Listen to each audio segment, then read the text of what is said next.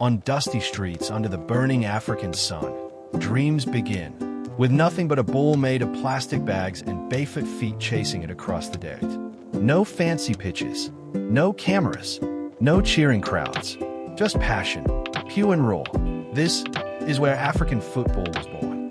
For decades, the world looked to Europe and South America for greatness. But somewhere far from the bright lights, young boys and girls played not for fame, but for freedom. Football was their escape, their language, their hope. And slowly, from these forgotten fields, legends began to rise. In the 1990s, a boy from Liberia would break every barrier. George Weah, the only African to ever win the Ballon d'Or. He came from the slums of Monrovia, but his talent carried him to the grandest stage, AC Milan. To the world, he was a striker. But to Africa, he was proof that dreams can cross oceans. Then came the Golden Wave. Players who carried not just skill, but soul.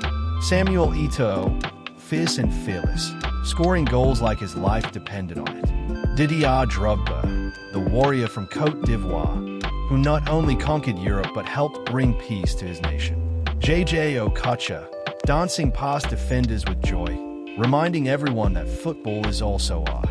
They played with flair, power, and pride. And every goal they scored spoke for millions back home who never stopped believing.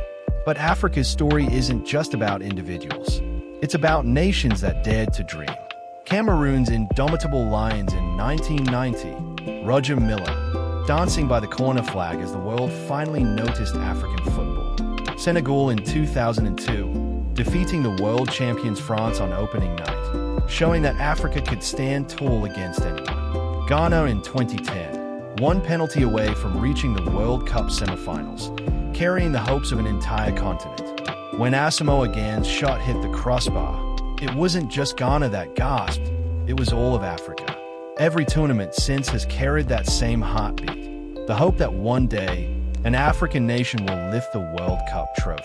And though it hasn't happened yet, the belief has never died.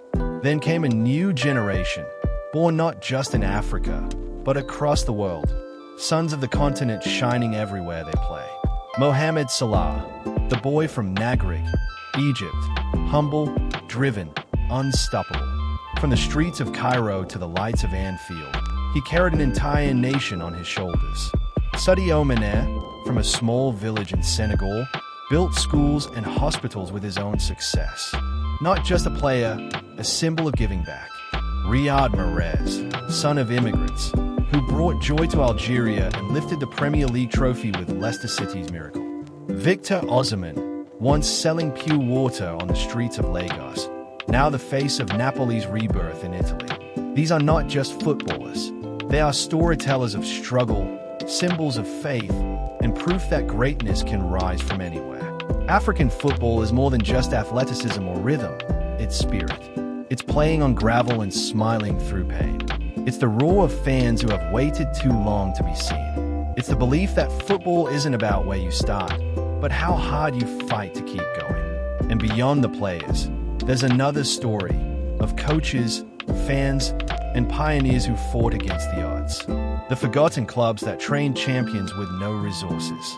The local coaches who saw talent before the world did. The fans who filled stadiums made of dust and steel, singing louder than anyone else on earth.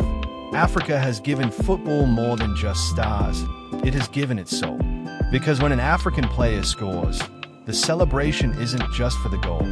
It's for the village that raised him, for the streets that shaped him, for the mother who prayed, and the kid watching, thinking, that could be me one day. And maybe, one day soon, that dream will be complete. An African captain, standing on the World Cup podium, lifting the golden trophy under the lights, while a whole continent cries tears of pride. From the streets to the stars, this is the rise of African football. A journey of hope, of fight, of heart.